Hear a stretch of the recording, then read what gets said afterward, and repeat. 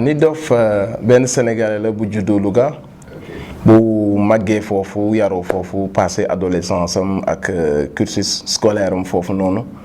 ba dans les années 99 pratiquement avant muy voyage yi dem dellusiwaat c'est un gars boo xamante si ni dugg na si rap dans les années 96 concrètement si benn groupe bu tuddoon BMG mu def ak moom carrière underground am ba dans les années 99 si lay doog a dem voyage yi un peu donc ba bi muy dellusiwaat 2004 toogaat un peu dellusiwaat bi muy dellusi 2007 nag mooy ci la commencé carrément carrière solo ba fi ñu toll nii en bref kookoy Nit Doff. Je cherchais benn tour bu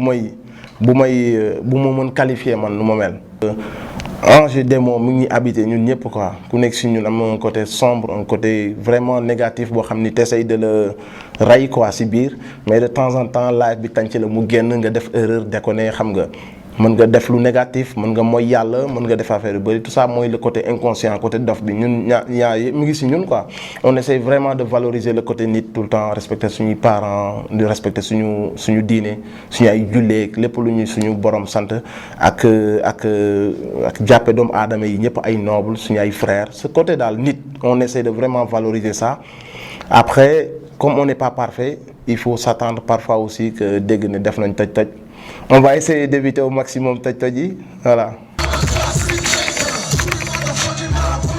Écoute jamono boobu tendance la woon c'est vrai que ni ñun on était des danseurs ñu doon fecc ay Michael Jackson MC Hammer tout ça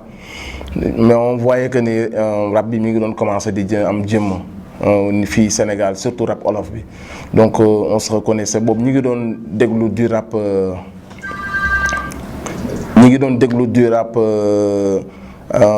américain et français mais boobu la rap olof bi commencé woon di gën a jël forme donc si la ñu gis suñu bopp ci loolu parce qu'on se disait que ouais c'est pas du français c'est pas de l'anglais donc ça veut dire que ñun war nañ ko mën def parce que olof la donc finalement génération boobu tous les danseurs dañu viré ci rap bi parce que moo nekkoon tendance donc noonu lañ ci duggee comme tout le monde comme tous les jeunes de cette période là noonu lañ duggee ci rap on ne savait même pas où ça allait mener mais comme c'était la tendance aussi ñu viré ci comme tout le monde noonu lañ duggee ci rap. C'était en 2007 c'était les idées yi ma doon traîner boobu ak léegi mais daaw ma woon bind daaw ma woon enregistrer parce que bon c'était à l'époque où j'essayais quand même de remplir quelques obligations familiales ma doon liggéey di wut lu nga yóbbu kër ga donc du coup j'étais pas trop dans ma carrière mais dans ma tête j'organisais les trucs je savais que j'avais des trucs à dire j'avais des trucs à faire mais concrètement 2006 laa dugg studio commencé à enregistrer album bi si diir bu gàtt lañ ko enregistré 2007 ñu annoncé date bi mu génn le 7/7/2007 mooy sama premier album. Je pense que liggéey la parce que album bi aussi comme ni ma ko waxee rek du nekkuma ci woon ku bees quoi malgré que aw ma woon benn buzz bi avant maa ngi woon dans les régions et c'était un peu à l'époque tout se passait à Dakar. Malgré que ci sama cursus underground jotuñu ma woon xam mais quand même avant sama album di génn am naa benn expérience bu bari ci ginnaaw expérience boobu yëpp nag laa def ci sama premier album bi j'ai essayé aussi xam li fi nekk ma xool ban touche moo fi manqué ma indi ko fi quand je suis arrivé avec mon pote Mao Sidibé on a vraiment def suñu spécialité. Non seulement amoon na fond mais forme bi dañ ko gën a jox ñun valeur quoi parce que rap bi dafa tolloon période boo xamante si ni on était plus sur le fond ñu xawoon naïf un peu si la forme donc du coup ñun on est venu on a apporté en plus du fond on a vraiment apporté la forme avec la touche de Mao avec des instrus yoo xam ne gars yi disaient que ni américains rek ñoo ko mën am. Donc Mao m'a permis de poser sur des instruments comme ça et puis on a vraiment investi sur une carrière aussi bu ñu ñëwee on a organisé on a fait des tournées on est parti un peu partout au Sénégal dans les coins et recoins donc c'est ce qui nous a permis un peu que buzz bi dem quoi je pense que aussi ak qualité bi amoon ci album bi le tout ça réuni fait que ça a eu du buzz comme on dit. Oh, phénomène, au fait, xam nga phénomène mooy le genre de truc qui dure vite fait, c'est éphémère. Man weesu naa phénomène quoi, bu doon phénomène fay na bu yàgg. Je pense que c'est une vraie carrière, c'est 3 albums, si diir bu gàtt, et 3 bons albums, modestie à part, et puis des concerts, et puis benn constance ci li ñuy def. On est là, ñu ngi dëggal suñu bopp. C'était pas lu ñu tànn dañ ko defaat ko et puis on a si projet yu ñu participé yëpp dañu wane que ni on était des rappeurs à part entière, des vrais rappeurs. Donc phénomène, je pense que mooy ku ñëw rek surfer ci buzz bi wala ci vague bi nit ñi topp la affaire bi def bruit autour de toi, mais au fond y a pas grand chose. Je pense loolu la ñuy tuddee phénomène, mais ñun constance bi ñuy demee néew na ñu koy demee. Génne album génne waat def tournée nationale defaat ko chaque année, donc je pense que c'est plus qu'un phénomène.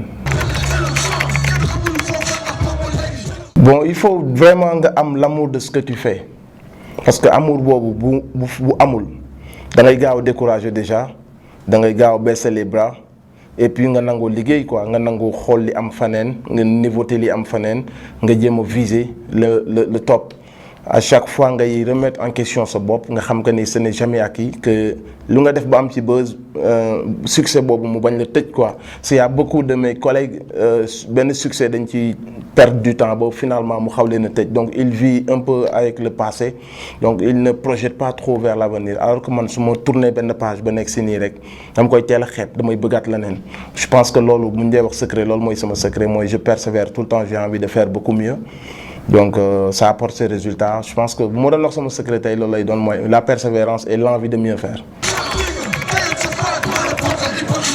Clash yu bëriwul en fait, xam nga boo defee benn clash bu traverser les temps, on a l'impression, ça fait tellement de bruit, on a l'impression qu'il y en a beaucoup. C'était un truc boo xamante se ni il fallait le faire à l'époque, parce que le rap on dirait que da doon wër boppam quoi, le rap à cette époque là. Te bu ñu ko recadré wurul woon yi am Nigéria ak léegi nii mooy am fii. Nous on était vraiment ci suñu esprit benn mission lañ ko jàppe woon bi ñuy clash, c'était pas gratuit, parce que li amoon à l'époque ça commençait vraiment à être soit tu parles de sexe, ou soit tu fais le clown, ou soit tu commences à montrer les bouteilles de champagne, dénuder les filles dans les vidéos. Te tournure boobu bu ko rap bi jëloon, rap Galsen dafa am philosophie bu muy demee mooy le texte doit être conscient, constructif. Loolu la ñu suñu old school yi bàyyeel ñun ni génération bi waruñu ñëw gis ce qui se passe ailleurs rek ñu ne non dañuy jëlee li fi nekkoon indi fële. Chacun a ses réalités, chacun a sa religion, chacun a des choses qu'il peut faire, des choses qu'il s'interdit. Donc nous bi ñu ñëwee gis ne yooyu mi ngi commencé am ci game bi, donc c'est pour ça on a fait ce son là. C'était juste pour pouvoir am audience ci rajo yi ak télé yi pour wax direction bi ñu bëggul rap bi jël ko. Donc ça a porté ses fruits, parce que les gens aussi sont pas bêtes. Boo defee benn clash boo xam ne c'est pas fondé danañ xam que ni yow tu veux juste du buzz, mais suñ la déglu nga argumenté dañuy xam que ni yow ay nitu conviction nga, t'as des principes à défendre. C'est pour ça on a fait ce son, donc ça a fait du bruit et je pense que ça a apporté ses fruits aussi. Ouais, parfois yàlla day def des gens ay nit yu rencontré wu quoi, loolu day am des gens qui se complètent. Avec moi c'est ça, dama am lu mu doon wër moom mu am lu muy wër, mu am lu ma am moom mu am lu mu am. Donc bu ñu gisantee suñu liggéey dafa am cohérence, dafa am déggoo, donc du coup facilement la ñuy liggéey man ak moom. On reste des mois sans se voir, ñu gisante rek dóor mu graaw musuñu liggéey ci temps bu yàgg. En fait ku ne day liggéey ci côtéem. Quand j'ai une idée mooy ñëw rek day mën la def may sentir quoi, j'arrive, le gars il sait déjà ce que je veux, te nu ma ko bëggee lu ko raw la ma koy joxe quoi. Donc du coup j'ai pas eu envie d'aller voir ailleurs en fait. Donc du coup loolu jig na ma, mais n'empêche que entre temps jot naa def yeneen trucs yoo xam ni ça a été fait par d'autres personnes, et puis je suis ouvert aussi à talent bi ñeneen ñi am, parce que du maaw que c'est moom talent, mais comme c'était une équipe man ak moom ñoo bokk label bi et que ça se passe toujours bien avec lui, je voyais pas l'intérêt dem feneen. Mais bon, maintenant que lui il est aussi très occupé avec sa carrière, avec tout ça, je suis obligé aussi de parfois aller voir ailleurs, l'histoire de ne pas perdre trop de temps. Mais conscience bi aussi loolu kase la mooy comme ni ñu koy waxee rek, l'envie de bien vouloir toujours aussi proposer le meilleur de moi-même. Loolu moo tax toujours depuis à chaque fois on essaye de poser des pas en avant, bëgguñu dellu ginnaaw jamais. Donc peut-être conscience boobu daal loolu la quoi, mooy juste l'envie de toujours vouloir montrer le meilleur de moi-même. Alhamdulillah, pas totalement comme ni ñu ko bëggee, mais Inch'Allah pour le moment ça se passe plutôt bien. On fait partie de ceux qui grattent le plus dans le rap. on organise, on tourne, amul fenn fu ñuy dem te duñ fa gagner. Maintenant on est au Sénégal, il y a pas un secteur qui explose. Fu ne day tane rek ngay jëm a wër sa bopp. On est en train de s'organiser, avoir des marques de vêtements, vendre des t-shirts, faire des concerts, faire des tournées, produire des albums et puis jusqu'à ce que industrie bi am fi comme ni mu fi war a amee quoi. On sait que ça reste du travail à faire. Mais j'aime pas quand les rappeurs pleurnichent, les gens en général, j'aime pas quand on pleurniche trop. Parce que bu fekkee yaa ngi lekk di naan di faj say soxla di faj say kii te fuñ la indilee micro wala caméra rek nga jooy ba nit ñi jéppi la du yëfu gaynde daal genre gaynde de fort di tooj affaire yi ci kaw après lépp mu koy dund ci sutura. Mais on sait qu'il y a des difficultés, on est piraté, on n'est pas payé au niveau de nos droits d'auteur, on est exploité un peu partout. Ce qui fait que les artistes ont du mal vraiment à s'en sortir. Mais ñun ñu ngi sant yàlla personnellement yàlla mu ngi ñuy dimbali ba on arrive quand même à s'organiser du mieux qu'on peut. Comme un grand frère, quelque part, comme un school, j'essaie de leur montrer la voie, j'essaie de tendre la main à tous les jeunes talents lougatois. J'en ai produit quelques-uns et j'ai vraiment envie d'en produire d'autres. Et puis avec les Lougatois aussi, c'est vrai que ils ont fait de moi li ma doon tey ñoo ma yar lu ma xam ci àdduna fa laa ko jànge donc moom moo tax fu may dem ci àdduna rek ñoom laay jiital ci sama lépp quoi. Donc naturellement même yeneen dëkk yi moo fa demee pour yuuxu Louga sax dañuy comprendre loolu noonu parce que nit ki bu xasee ba fier ci dëkkam rek bu gisee ko keneen ku fier ci dëkkam day reconnaître boppam ci kooku quoi. Donc du coup je n'ai aucun mal à vraiment mettre en avant samay origine Louga mooy sama fierté. moom moo ma def góor yàlla bi ma doon tey partout fu ma dem ci àdduna bi damay yuuxu Louga et puis voilà Louga aw ma seen fay et puis one love à tous les Lougatois. Ouais, c'est le mois d'octobre en fait comme toute l'année on allait dans les régions et te Dakar lañ koy bëgg di tëjee d'où le mois d'octobre quoi parce que bu ñu xasee ba tourné rek bu ñu ñëwee dañuy jël benn pause par rapport ak mois de Ramadan bi vacances et tout ça donc mois d'octobre bi début octobre surtout avant ñuy dugg carrément ci année scolaire bi moo doon un peu la date la période idéale quoi pour nous mais ouais à part ça amul dara lu particulier loolu kese la quoi.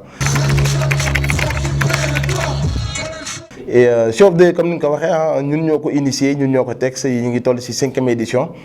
mais dafa dem ba dépasser ñun en fait idée bi loolu la bëgguñu mu tourner autour de notre personne on veut que tous les rappeurs ci sentent xam nga ñëpp xam ni seen guddi la ñëpp xam ni seen affaire la c'est pour ça on essaie de faire participer le maximum d'artistes possibles des jeunes talents des gens de ma génération des old school c'est vraiment cet esprit là de rassemblement populaire que ñëpp gis ci seen bopp loolu lañu ci bëgg parce que nous notre projet c'est que mu dem ba dépasser benn concert nekk festival et pour ça pour que loolu mën nekk il faut cette idée de les rappeurs yi jàppee ko seen affaire u bopp